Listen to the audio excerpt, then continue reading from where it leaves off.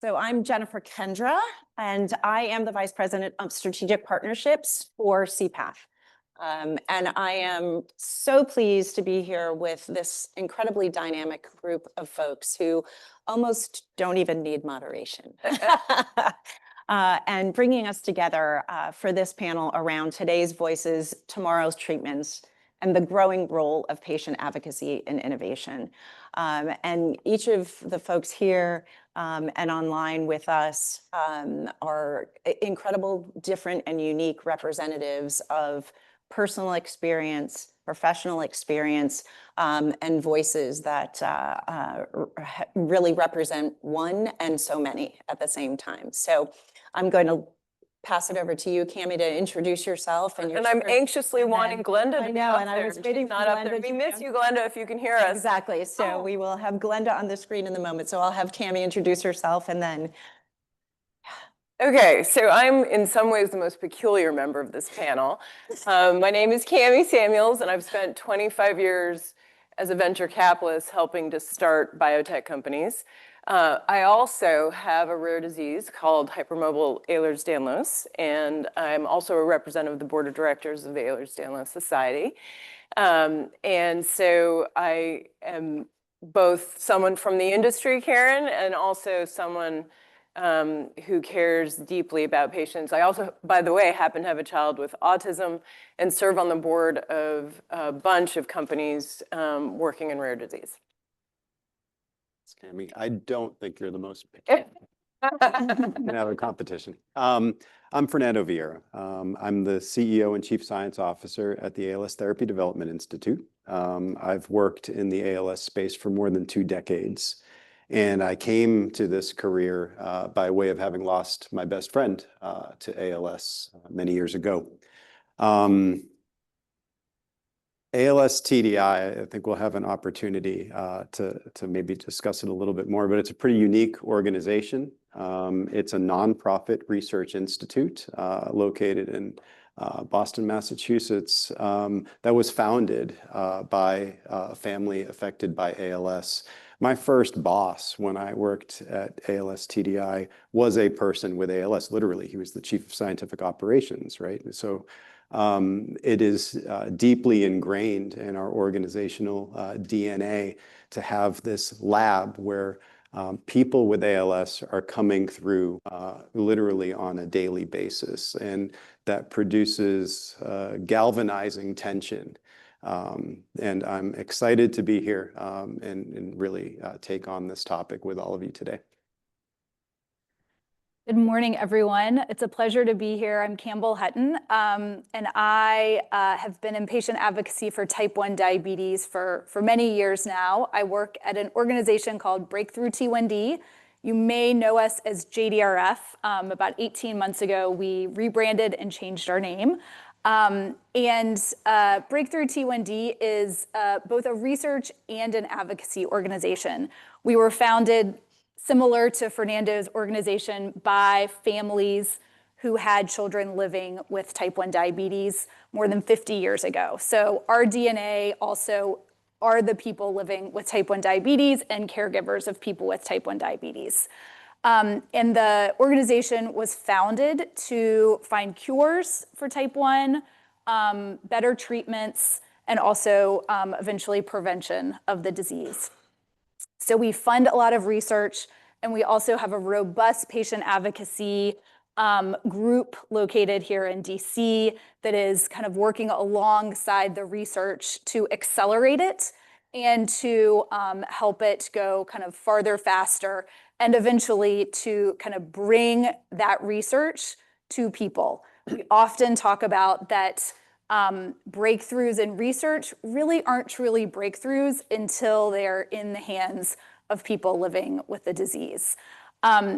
Just a little bit about type 1. I think you may have heard a little bit about it, but type 1 diabetes is a chronic autoimmune disease whereby a person's pancreas no longer produces insulin, so you have to take insulin exogenously for the rest of your life. About half the people are diagnosed as children, half the diagnoses are in adulthood. So you can get it at any time in your life, up until your 70s and 80s, in fact. So it's a pleasure to be here, and I'm really looking forward to this important discussion.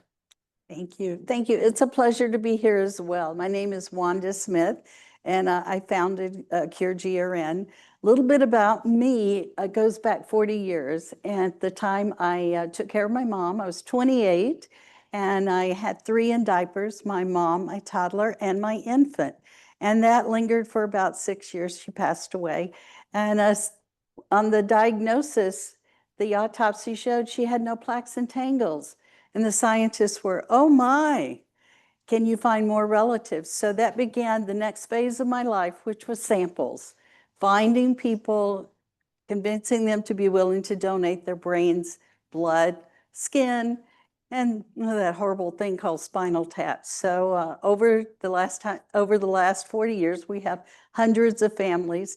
And then in 2006, I received the phone call with all the scientists on the call saying, we found it. It's progranulin. And I said, oh my, what do we do now? So we moved on, and the AFTD was very generous in contributing to science. The Bluefield Project contributed, and now 20 more years, we have 6 pharmaceutical companies who are looking at progranulin, and they are finding a variety of targets to increase. When you're born, you have 2 copies. For those of us who have progranulin deficiency, you only get 1 copy. And it works beautifully for a very long time. And sometime in your 20s, 30s, 40s, 60s, 70s, and 80s even, it underproduces. So we began to talk about, I started to find individuals in the last 2 years that were progranulin. They'd gotten their genetics, and we talked. And I said, I'm tired of talking about yoga. Can we do something? So we started CureGRN, and we kind of see ourselves as we're kind of under the mothership of AFTD, and our goal is really to find more families. So thank you. Great, thank you. And last but not least, of course, Glenda. Good morning, everyone. My name is Glenda Roberts, and I'm a kidney transplant recipient.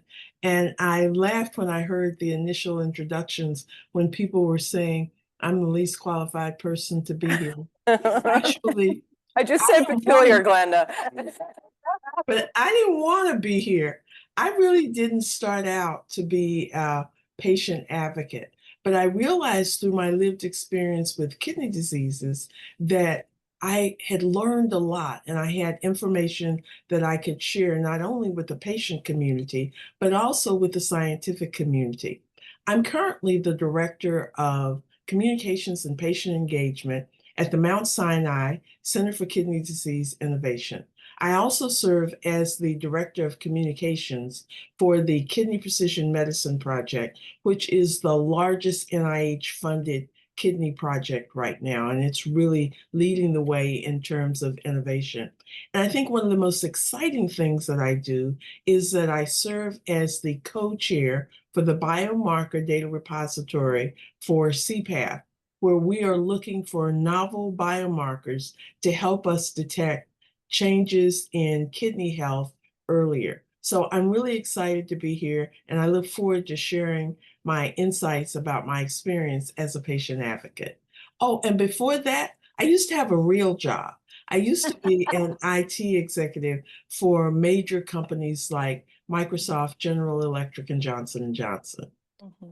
Amazing. Thank you, Glenda. So as we, kick off our conversation this morning, help us, understand sort of what gives you hope that you see behind the influence of patient voices, patient advocates, and bringing that forward, and what are still some of our biggest challenges that we're facing? Fernando, you want to kick us off? Sure. So having been in this space for a minute, it's been about, I think actually I started at ALS TDI on September 11th. So it's my 24th anniversary today. A specious date. Yeah, it left a mark. I've seen an evolution, at least in the ALS space, that's been really, really profound. So when our founders started, really there was nothing quite like it. There were a couple of large and impactful nonprofit organizations, but I don't think anybody had an understanding of really communicating directly with the patient community. It was a little bit more paternalistic, a lot more of sort of physician-led, researcher-led.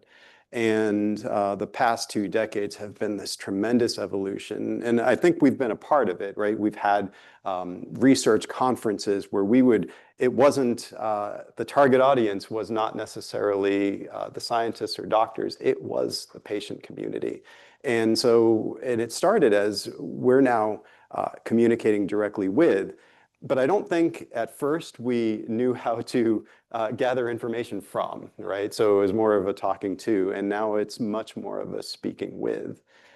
So we've come a long way. I think for me, one of the challenges that remains is really recognizing the diversity of voice, that patient communities are not a monolith, that they have a lot of different perspectives, both in the context of each individual and who they are and what they bring, but also where they are in their disease. And so a lot of progress and a long way to go. I'll jump in and I realized that if Campbell needed to describe what type 1 diabetes was, that I need to describe what Ehlers-Danlos is. So EDS is a connective tissue disorder, and there's 13 known EDSs. Some are very rare and often quite lethal. I have what's considered the mildest form. It's hypermobile EDS. But there is a saying, if you can't connect the issues, think connective tissues. So these patients get, frankly, challenges all over the place. GI, dysautonomia in POTS, all sorts of mast cell issues, and so on. So in fact, even the guy who diagnosed me at UCSF was like, oh, you're lucky, you only have joint issues. And then it turned out that, guess what, as you age, everything goes haywire. And he was wrong. He thought at the time that there were some hypermobile patients who were lucky and some who weren't. And in fact, all patients with hypermobile Ehlers-Danlos ultimately get sequelae that look a lot like chronic fatigue syndrome or long COVID, which brings me to what I'm thinking about now, which is, are there medications that I, given my background, can help bring to the world initially with my more homogeneous patient population, but where maybe I could ultimately help the more complex and misunderstood diseases like long COVID and CFS. But so now turning to what gives me hope, nobody had ever heard of EDS before. Probably most of this audience still hasn't heard of it, but the clinical community is beginning to know of it. And therefore, patients are getting diagnosed. So the average time to diagnosis for EDS is 10 years. And it's disproportionately women who suffer. Men, of course, get it too genetically. It's an autosomal dominant trait. But the joint issues start showing up early in people who are lower on testosterone. And women are treated as being hysterical and so on. So the awareness is a big thing to celebrate. And then we have found the genes for all but my version, which is probably multigenic in origin. Yeah, or Campbell, sure. Well, you know, when my family became engaged in science, we were across 7 different universities, and there were silos everywhere. Sharing data, sharing even relationships, sharing pedigrees were very complicated. And so I can see my hope, it's already changed with the all FTD program, and that's made it significant. I think where we're headed now, my hope is that we'll get into the other arms of this ecosystem, like the payers and the insurers, and that change will come the louder that we get. I think it's a real honor to be here at CPAC because I think this room has the ability to change language, which has been a real problem for us as family members. So if you have an FTD or an Alzheimer's disease, you know, dementia is a word, I don't know if most of you have looked it up lately, but it means insanity. So bringing family members like myself and looking at changing the language to neurodegeneration, I think is a real positive thing, and I think will be more valuable in the future for all of us. So thank you. Thank you, Campbell. Yeah. So, you know, the fact that we're all sitting up here talking about patient advocacy and patient voice really gives me hope. The fact that it was talked about in the last panel that regulatory bodies have programs to kind of try to systematically incorporate patient voice into their decision making gives me hope. I think where I really want to hopefully see this go, and hopefully, you know, we all and all of you working in your sectors can do this, is something nags at me that patient voice is kind of a buzzword right now, which is great. I guess we have to start somewhere. But I think the challenge for us all is moving it past being a buzzword, past being, have I talked to a patient? Let me check that box. To being, that's where we start when we're, are trying to, look at a challenge in medicine, that we're starting with, well, of course I need to talk to the people who are impacted by this challenge, and then move on from there and develop my program from there. So I think that's part of, we're hopefully being part of that solution. Absolutely. And Glenda. I'd like to build on that point. And it's the idea that we want to have patients embedded in the research teams. We don't want to just have them invited to a focus group. If people are embedded and they start to develop relationships with the researchers, then it will become a natural progression for a researcher to say, let me talk to Glenda about this particular question, or let me talk to other patients that are present in the room. And to the extent that we can expand the number of patient advocates that are available, I see the same people over and over at all the conferences. We're all on the same patient advisory boards. We really need to work, those of us who are patient advocates, I think we need to work to bring in more voices from our community to ensure that we have a wide variety of perspectives that are at the table. Because somebody said at the beginning that patients aren't monolithic, and that is so true. One of my best friends who is a patient advocate, one thing you can count on, if I say it's up, Nicole will say it's down. And I think that's really important, so that researchers know that our lived experiences are all different, and that they need to take those experiences into consideration when they are designing their research. And, really kind of talking about that, and, and we've talked a lot about at this conference, right? The connecting of those dots, which is not only that there's many different types of experiences, but then the people in the community that we come in contact with. And you all had articulated really beautifully when we first met around the dialogue about when, having to tell your story and almost be the expert for the medical community and be the expert for the research community. Can you speak to that a little bit? Oh, I can. Yes, I know. It's an interesting thing. I don't have a degree in, alphabets after my name. And yet I've been in rooms and tables where the conversation would be one way, and I would mention something simple like, do you know you're asking our families to have 4 spinal taps in a relatively short amount of time? Do you know how painful that is? Can you guys just share the spinal fluid? I mean, just a little bit. So I think it's been a wonderful opportunity for me. I also was in the room when there was a group trying to determine AAV vectors had not had such a favorable approach. And I brought in 10 of my family, and we sat around a table, and they said, okay, so how's your risk? Would you guys be willing to take this even if you were to die? And I was in shock with the question. The rest of my family all raised their hands, and I was like, well, okay. So I think the patient experience and having that openness with scientists does make a difference. I was recently sitting on not serving on, but listening in on a clinical advisory board discussion for one of my portfolio companies, not Ehlers-Danlos.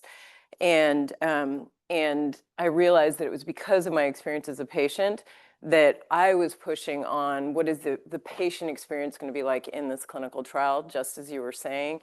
And the additional learning was that, again, 25 years in helping biotech companies bring drugs to market, it was only as I started living life as a patient that I started to realize that clinicians aren't necessarily accurate representatives as to what element of the disease is causing patients to suffer, right?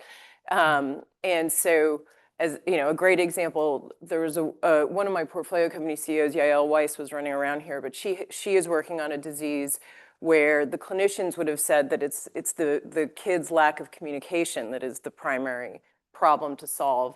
But we did patient guardian surveys. The patients couldn't fill them out, their kids, and with neurodevelopmental disorders. But the guardians made it very clear that it was constipation, clinically terrible, causing hospitalization constipation, that caused the biggest problems for the families. And so it's a great example of, you know, we thought it was a surrogate marker for patient voice was the clinician, and it's not.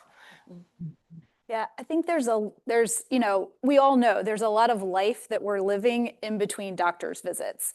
And that's, I think I've found in my work with people and families with type 1, that's kind of where the most impact is. So, for example, sleep becomes, we know how important that is. And interrupted sleep, when you're having to check glucose, when you're being alarmed, both for the person and for the family. You know, parents talk about when they come to our events, I think the most common thing that I talk to them about is they say, you know, how are you doing? Wow, I slept the whole night last night because my child with type 1 is being cared for at home.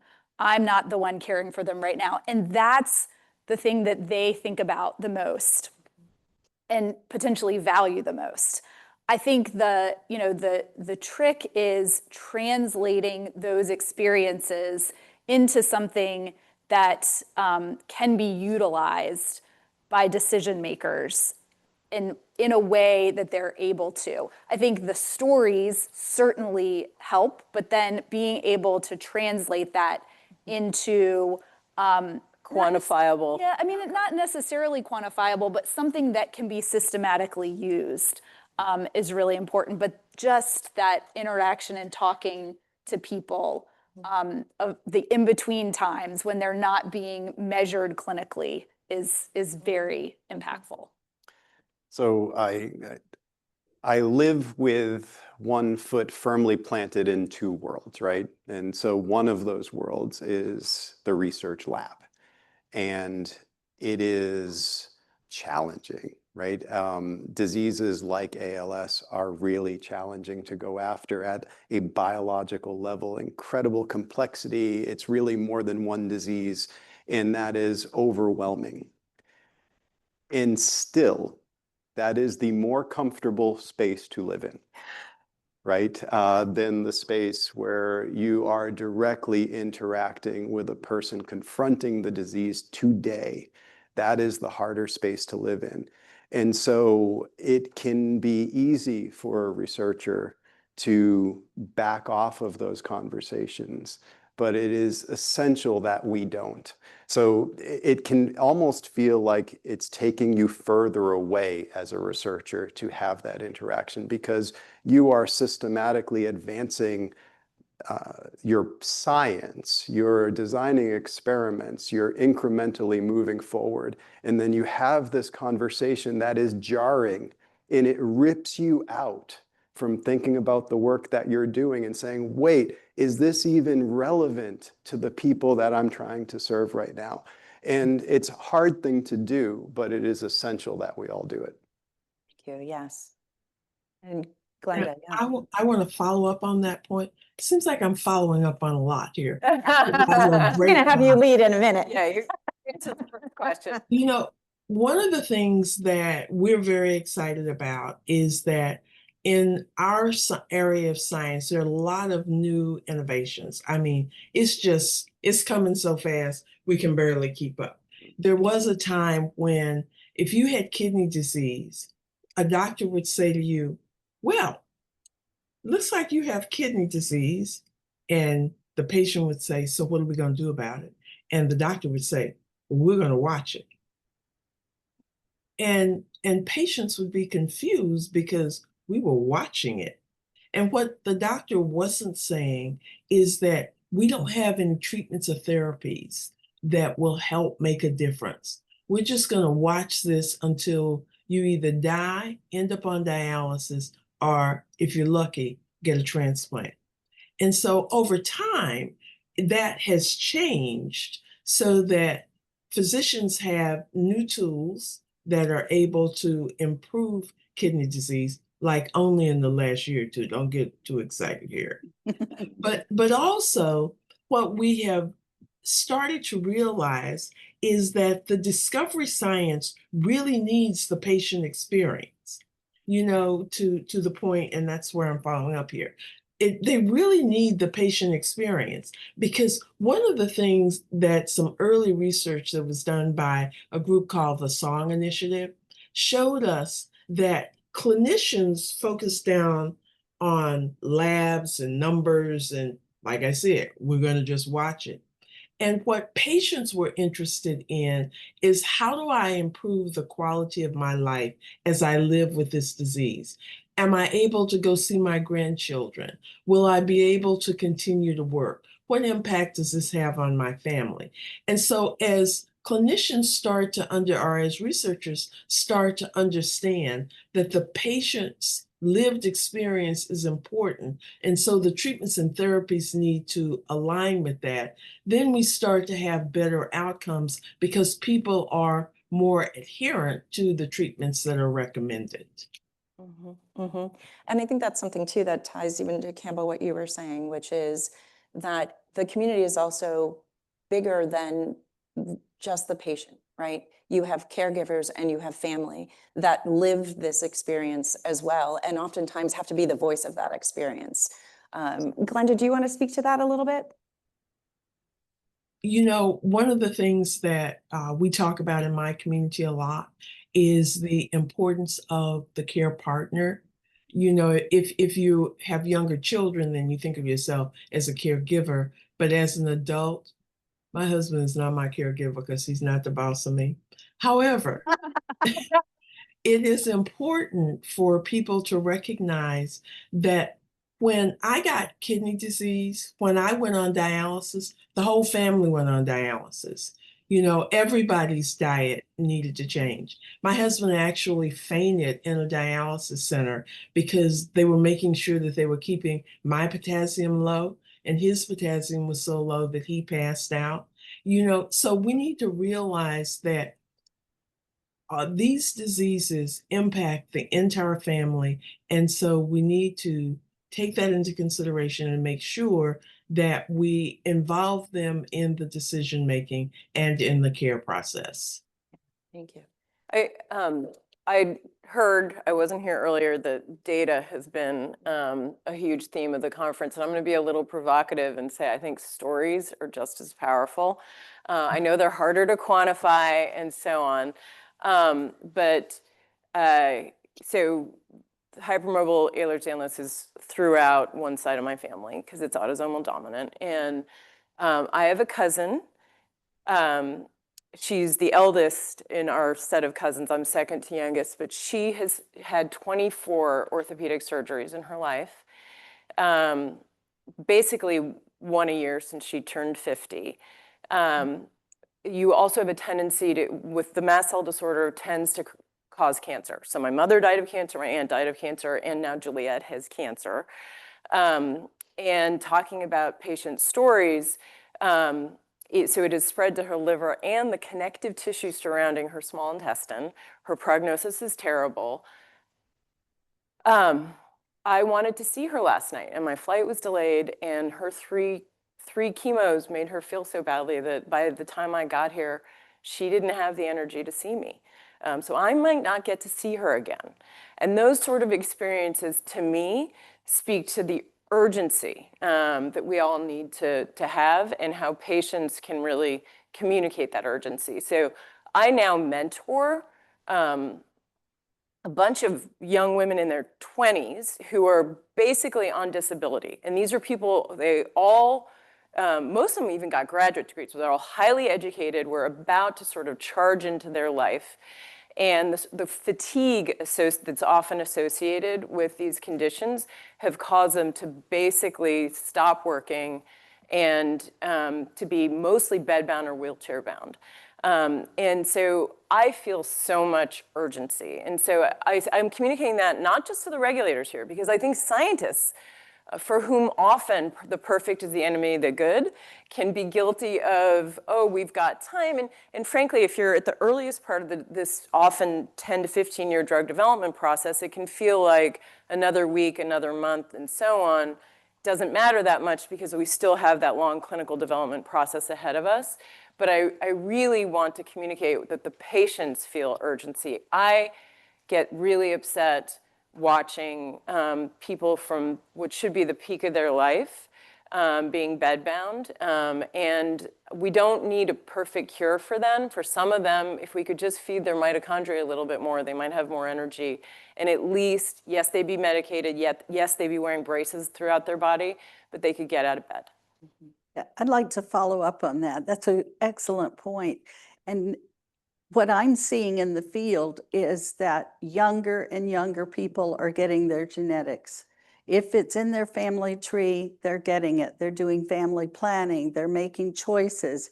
And it's a Kilimanjaro moment to try to get your own genetic testing. There are some opportunities now that are available, but I think we as an ecosystem are going to hear much louder voices in the next couple of years from these younger genetic professionals that are accountants, attorneys, and physicians who have been diagnosed with progranulin deficiency. And I think they're going to be a very strong voice for the community of all of the FTD, to be honest with you. But I think you're absolutely right. Now's the time. We need the urgency. We need to be working on this. We need to be collaborating. I'm on the Milk and Dementia Alliance, which has been very, very instrumental in bringing people together. And so now's the time. Well, and I think that's a perfect connect to, so who needs to show up differently? Everyone. Yeah, I mean, I think there's a role for everyone to show up differently, including those living with these conditions. I think it's, we all have a responsibility to kind of bully our way into this ecosystem. We've talked about the importance of diversity of voices, of it not always being the same voices. So, I and my colleagues feel a responsibility for that outreach, to bring others in, to give them that opportunity. We at our organization have what we call the Participant Advisory Committee. That's just a group of people who are willing to be involved in these discussions, to talk about their stories in really any way that is needed. A lot of it is with the developers who, are coming to our organization to hear from people living with type 1, or caregivers or care partners. I love that, Glenda. I'm gonna definitely use that kind of concept. But we have done, we're conscious of making sure that committee that's available to kind of as a resource, that it is representative of the people living with type 1. But I think bringing more voices in is one way that we can kind of expand and grow patient voice. Fernando, yeah. I want to build actually on sort of two concepts that we're hearing, the idea of coming to the table differently and story. It's a constant evolution, right? So I think everyone will essentially always need to come to the table differently, and you need to be open-minded to it. All of this brings to mind an incredible ALS organization called Her ALS Story that has emerged in the past, I want to say maybe 4 years or so.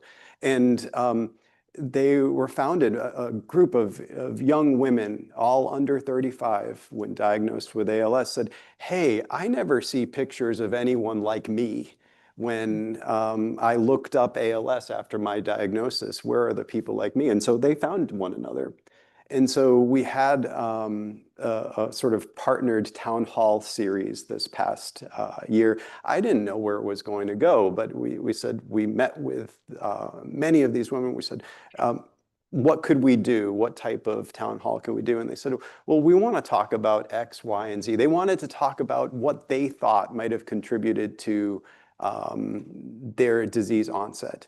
They wanted to talk about symptoms that no one ever talks about. And so we hosted this town hall series, and what that ended up turning into for us at our organization, we have a natural history study where we collect data from people with the disease. We're going to integrate a lot of the things that they said were symptoms that matter to them that just weren't even on our radar at all. And so that was a very organic way that our research has been influenced. And I wouldn't have ever predicted that our collaborative town hall series would generate an actionable outcome. Yeah. Fantastic. Yes. Glenda. You know, one of the things that we are very sensitive to is that we don't have a lot of people who look like me who show up as patient advocates or who show up in clinical trials. And so I'd like to say to the scientists that are listening is that we really need to make a stronger effort to make sure that there are more diverse people represented. And when I talk about diversity, I'm not talking just about race. I'm talking about the lived experiences of people with different types of diseases, different age groups, different experiences.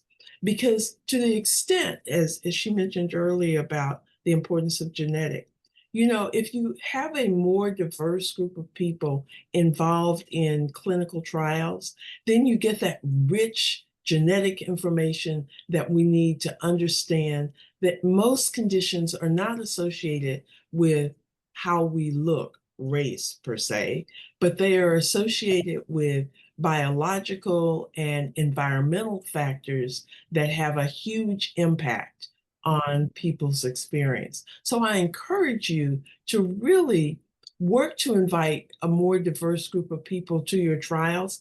And in order to do that, you know, when I talk to people about being involved in clinical trials, they go, girl, I'm not doing that because if I go get a biopsy and then it doesn't go well, like that'll mess up my insurance, that'll mess up my job. That'll be a problem.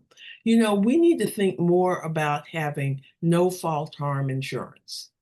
There are very few studies that are around that have no fault harm insurance. As a matter of fact, the Kidney Precision Medicine Project, I am proud to say, we are the first NIH-funded study that has no fault harm insurance as a part of our trials. So if you get a biopsy and it doesn't go right, we have insurance that will cover you, thanks to the American Society of Nephrology that pays the premium. Like, we're very grateful for that. We need to think about that across the board, because in the United States, panels and advisory boards have been talking about people who participate in clinical trials should have no fault harm insurance since 1974. And we are still the only research project that includes it. So we need not only a diverse population of people, but we need to minimize the risk that's associated with participating in those clinical trials. I wanted to add one thought on who could behave differently. And before I say this, thank you for being a clinician, all of you doctors, but most of you became doctors because you wanted to help patients. And so when you encounter a patient for whom you have no treatments, whether you like it or not, you often don't want to see the disease, or you punt them to a specialist or whatever. Again, I actually was lucky in that, but I work in healthcare. I'm a pretty strong advocate and I have connections. And I had lots of family members who were already diagnosed. So I didn't have that 10-year journey to a diagnosis. But even once patients are diagnosed, because there's no official treatment for them, they're complete hot potatoes that the doctors don't want to see. I would ask you to, for a moment, sit with that patient and say, I don't know what to do, and have a little curiosity. Actually go back to school, so to speak. Online, you can find that there are at least supplements and off-label meds that can make us feel better. And again, I mean, imagine I'm hyper-educated in biotech, and yet I'm still searching every day and listening to every podcast and so on. Imagine if someone wasn't educated in medicine, and they had this complex disease and no doctor wants to touch them. So try to go get your CME in complex disease if you can. And I'll follow up on that, because the AFTD did a beautiful study which actually identified it takes 3 neurological visits over 3 years to actually get a FTD diagnosis. And you know, in my world, that's unacceptable for a disease that's 5 to 6 year length of time. So if we can move from symptomology to biology and get these biomarkers and inflammatory markers and any kind of marker you can imagine, that's a spit test or blood test, I think we'll move that along pretty quickly. So I appreciate it. We've got to do things a little bit differently. We've got to reframe things a lot differently in how we discuss it and how we move on. And, you know, to connect on that is a key point, to take away for this group here, which is, what is one thing that each of us, patient advocate, legislator, right, regulator, clinician, innovator, et cetera, what is one thing that we could take away that is taking us from conversation to action? Well, for me, it's we just submitted 12 days ago with the AFTD and the Bluefield Project a listening session to the FDA, and so I hope that will move things along as well. Yeah, I think like to kind of turn this patient voices on its head, and instead of kind of waiting until, oh, I need to go talk to patients, or they come to me, seek them out first. Say, okay, how can I find people living with whatever condition is in front of me, depending on kind of where you sit in the drug development ecosystem, is kind of start there. And I think that is one thing we can all do to try to kind of turn this on its head. Thank you. Can I make a comment? I want to go back to Glenda's comment, because I think it's super important. And I think this requires a very broad conversation among regulators and companies, and Cami will know this as well as anybody. Companies run very focused clinical trials where they try to get as homogeneous populations as possible because they want to get their drug approved. And the more you have heterogeneous patients in it, the lower the likelihood that you will get a drug approval. And so I think that getting to that point that Glenda makes, which I think is very relevant and important and true, requires a broad conversation among the whole drug development community over how you do that. because no company is going to run a trial like that if the regulators aren't going to look on it favorably and enable them to get an approval where you've got this patient population that may be showing very different signals. So I think it's important, but it requires a very broad conversation. Thanks, Karen. I could not agree with you more. You know, the reason that I am not in the room with you right now is because of that very situation.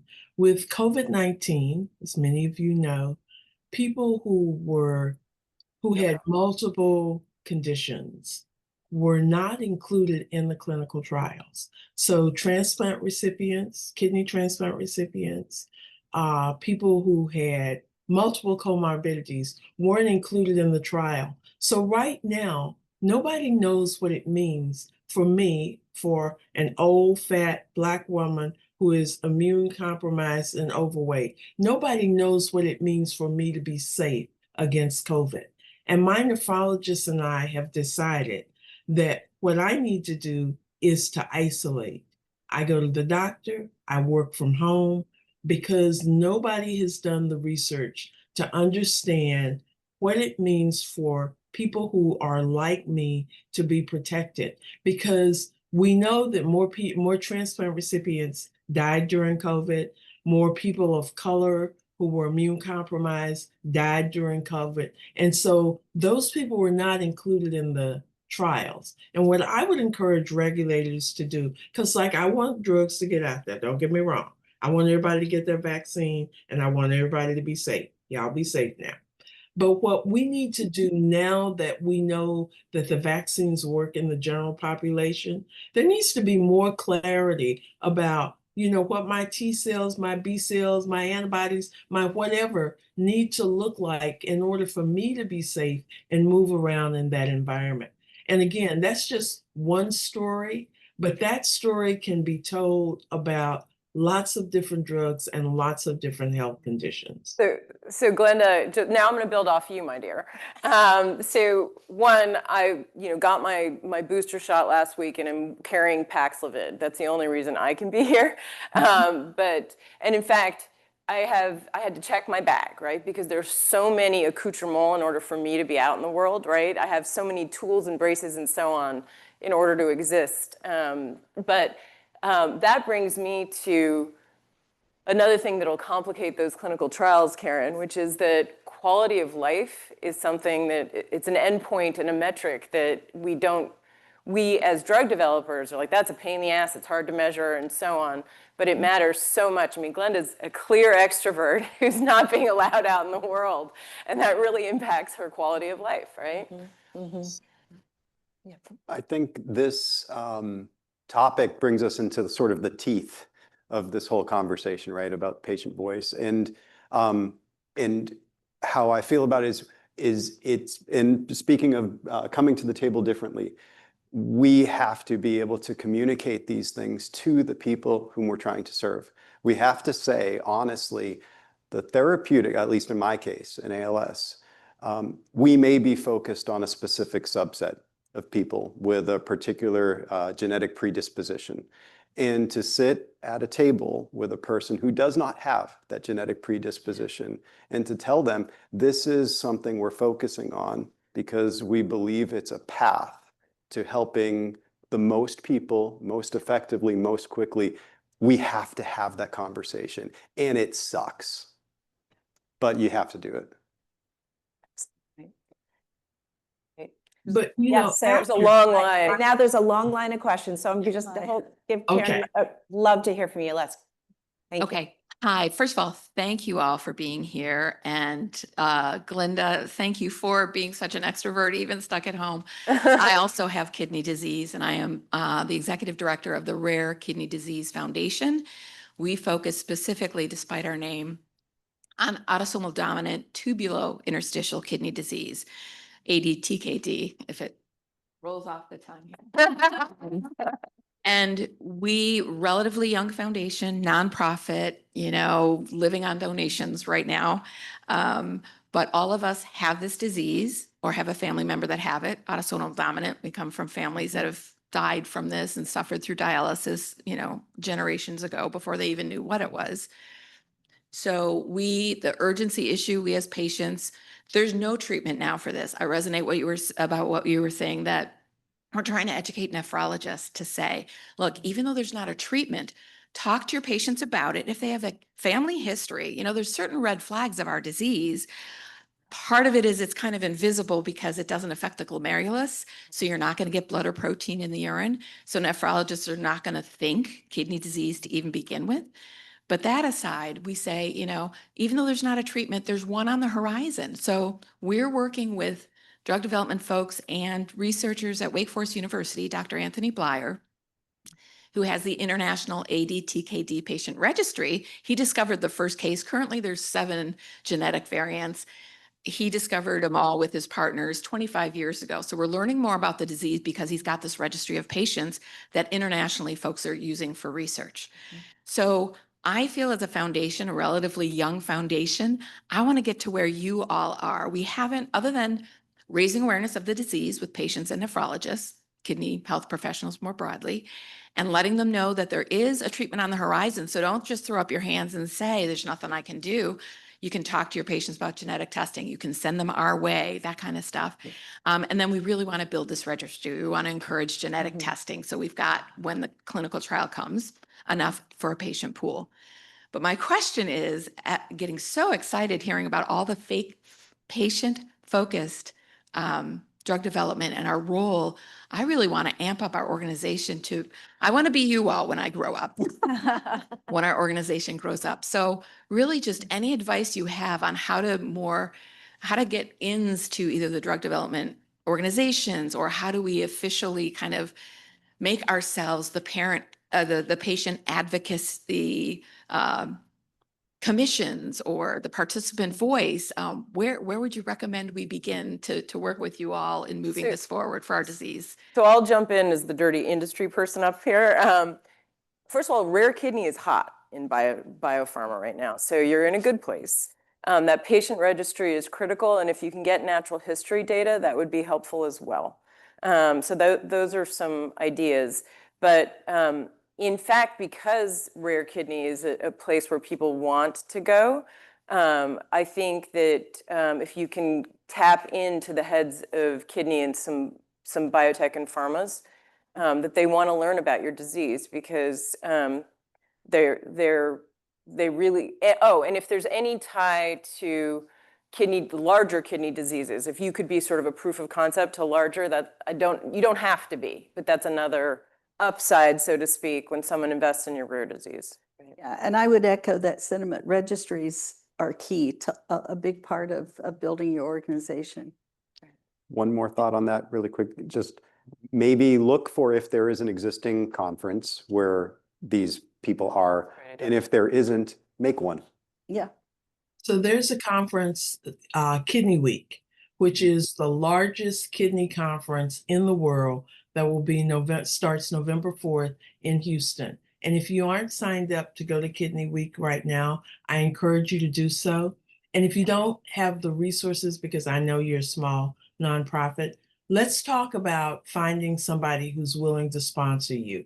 You're in the right place here, because as patient advocates, we know other people and we know how important relationships are.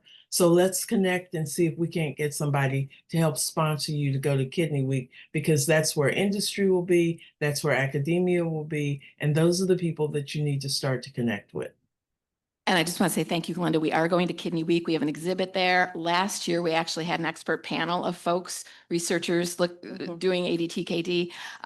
But any help with resources to allow us to continue to do this would be greatly You two need to connect. Exactly. Exactly. Great. Thank you so much. Hi, Penny Dax, AFTD. Thank you for some of the shout outs, Wanda. I would love to hear the ideas around how do we make sure that the patient voice and understanding of the community is broad enough to also include those who are not able or willing to go to a microphone. And I mean, the power of the community and the people that I've met, it's part of why I work at AFTD. People like Wanda bring me courage and commitment to this space every day. And there are challenges that we see where Fernando, you know that I admire what you do in the ALS space, and the advocates I've met in the ALS field are also exceptional. Yes, does ALS correlate with extroversion? Well, that's actually where I'm going, because what many people don't know is that up to 30% of people with ALS also have the dementia FTD that Wanda's just outlined. And we hear directly from the advocates who are living with ALS, and my God, they are incredible, so many of them. But those voices that are also suffering from a form of dementia, particularly the form that involves a lack of self-awareness of your own condition, of your own symptoms, a poor decision-making, those caregivers and those individuals are not going to be the ones invited to the microphone. But their needs are just as important, and their families' needs are just as important. And we have a similar kind of challenge in the genetic space, where the folks willing to go to the microphone and talk about their genetics do not reflect all of the people out there, many of whom are unwilling flatly to even go and talk about genetics, let alone get tested. So I know we've been wrestling with this as an organization and how to match numbers with voices so that we're empowering the like, just because that, gives us all chills to hear people. It brings urgency to everyone.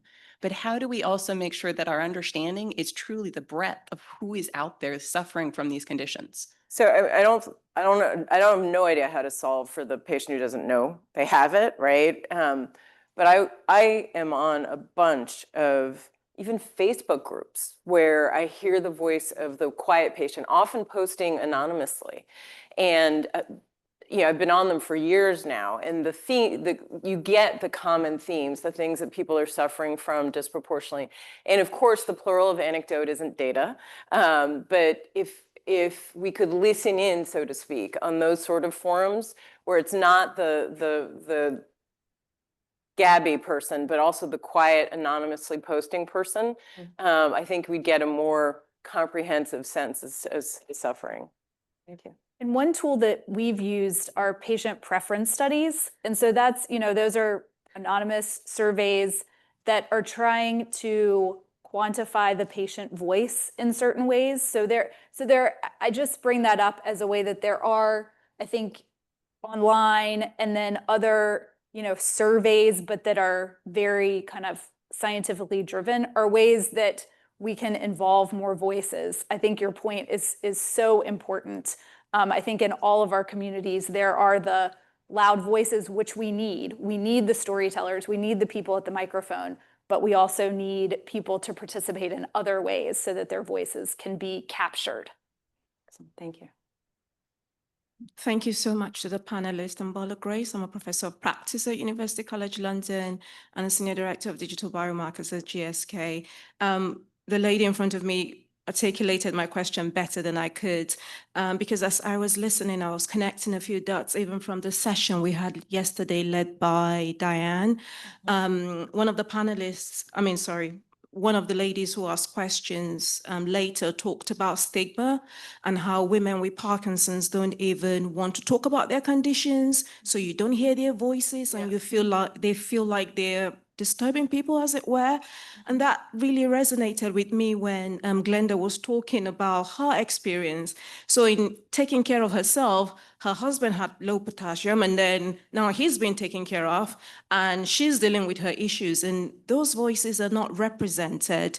Now, because I come from a very data-centric area, exactly what you said, Cami, around sometimes perfect is the enemy of good. And because we're so data-centric, we sometimes lose the stories. So I'll connect with some of you directly in terms of the follow-up questions that I have, but I'm glad that theme is coming up. Thank you very much. Thank you. I don't have a question. I wanted to thank you guys. My name is Lauren Holder. I have Huntington's disease, and I just can't thank you enough for being up there and being vulnerable and sharing your urgency and the things that you are dealing with, because when you're newer to the broader space of rare disease, it really matters. And so I just wanted to thank you all for being here and for speaking so loudly and being so vulnerable. Thank you. Thank you.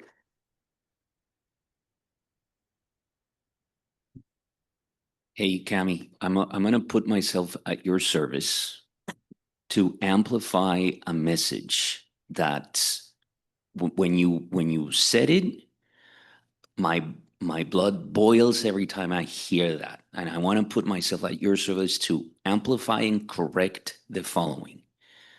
There is an oath that we take when we graduate, and it is never about treating diseases.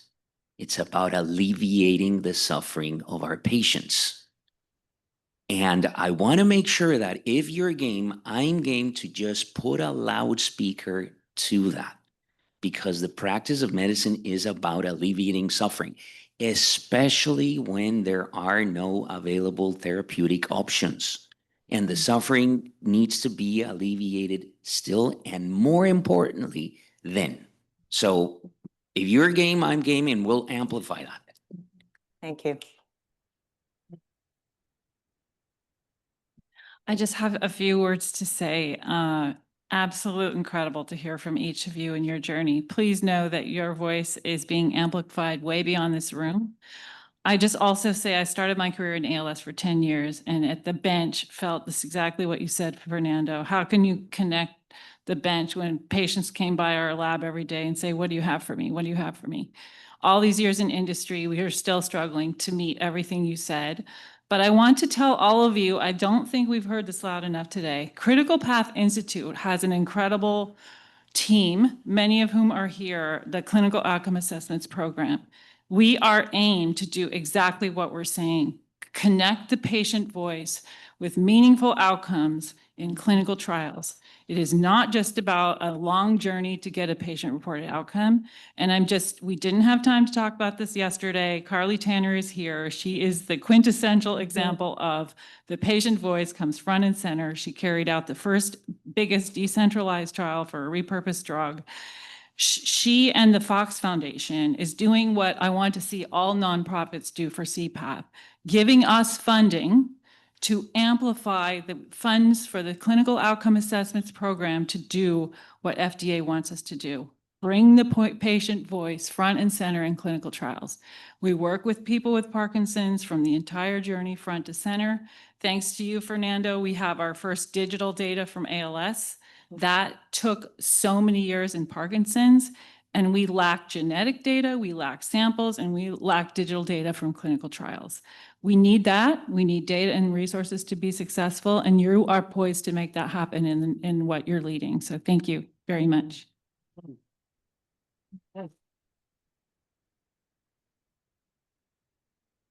Paula Battaglia from Bayer. It has been really reflecting on the last days, has been really very overwhelming, the discussions and the patient voices. And I think pharma and regulators and academia that are here, we learned from you what really matters.